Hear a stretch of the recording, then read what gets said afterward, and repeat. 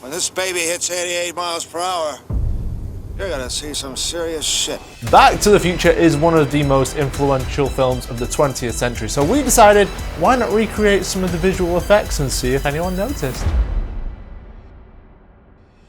Hey guys, what's up? It's Jonathan here with Infinite Potential Films, and today we're going to be talking about how we completely recreated the DeLorean in Back to the Future and nobody could tell. So this all came about because we put a poll on our Instagram and asked you guys, what was your favourite scene from Back to the Future?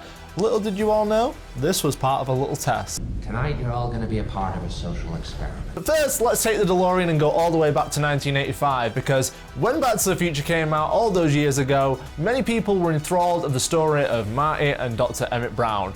But one thing that people were more fascinated about was the visual effects. Ken Ralston was the VFX supervisor on Back to the Future, and he also headed up the team at ILM during the time of production. But due to the limitations of CGI at the time, artists had to go in and hand draw all the animation onto the live action plates. I could not even imagine how difficult that would be. But when it came to the DeLorean itself, Wes Takahashi created the iconic time traveling effects. You see, director Robert Zemeckis wanted to come up with something really unique when it came to the time traveling effects. He wanted to come up with something that never been seen in cinema before, and to be honest, I think Takahashi nailed it. So going back to the whole subject of the video, it's obvious that technology has come a long way in the last 40 plus years since the film came out. So what we decided to do was replicate 5 shots of when we first ever see the DeLorean time travel. Now just really quick, don't forget to subscribe if you like this sort of content. We're going to be uploading a lot more VFX revamp episodes in the future, as well as other awesome filmmaking videos.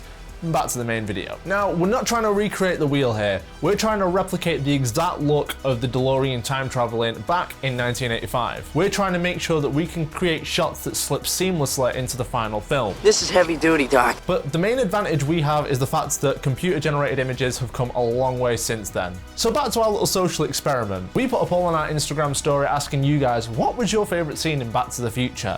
We had so many awesome responses, and some responses that I completely agree with, but we'll get onto my favorite scene later. Accompanying this poll, we uploaded a video which we titled Our Favorite Scene. And to our surprise, not a single person noticed the 5 new CGI shots in the finished scene. So you might be asking yourself, why? Firstly, I'm going to play the shots side by side and tell you what I think worked. Well, there are a lot of factors. Firstly, no one was looking for anything new. Our mind is trained to accept what we see, so when nothing new is brought to our attention, the realization afterwards can really shock you. Secondly, the new shots were based off of what was already there. We weren't trying to create something new. We were trying to imitate the imperfections to draw less attention to what was already in the scene. For example, the lightning effects around the DeLorean don't look realistic, but they didn't look real to begin with. So imitating that really paid off. Next, the quality. We worked very hard to make these shots look lower quality to tie them into the scene, whether it was rendering them at a lower quality or compositing them into the scene at a lower quality. The overall look to match the original scene to the clips that we had really tied everything together. And finally is the big one, sound. The sound design hasn't been altered from the original film at all, so your mind is telling you that it's the exact same scene, when in reality, it's visually completely different. So the next question is, how did we go about doing this?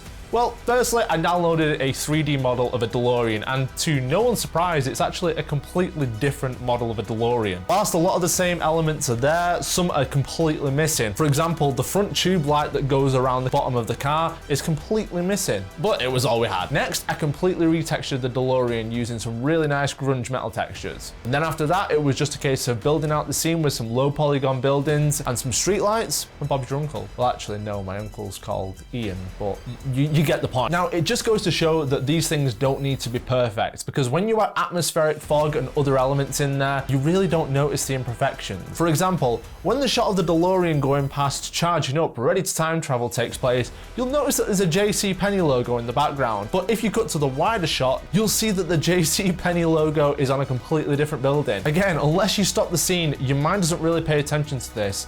It's just composition filler to make sure that the scene's filled out more naturally. Simple as. After rendering all the 3D animation in Cinema 4D, we then took all of the shots, put them into Adobe After Effects, and began compositing. Now, I think I might sound like I'm completely glossing over the whole compositing, but this was actually the most important step.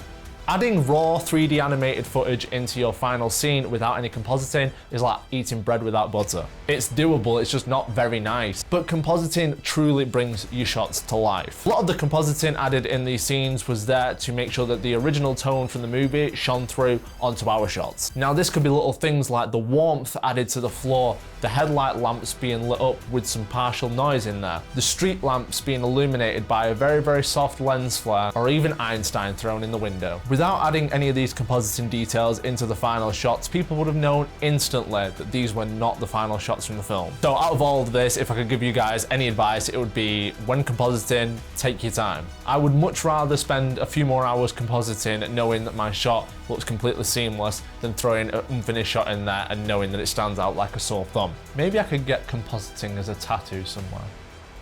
Compositing for life. And then it was just a case of dropping the final clips into the complete timeline, rendering it, and then fooling the world. Now, this was such a fun scene to do, and it just goes to show how far VFX have come in such a relative short amount of time. The funny thing is, like I said before, this isn't actually my favorite scene. My favorite scene in Back to the Future Part 1 is actually when George McFly stands up to Biff. No, Biff.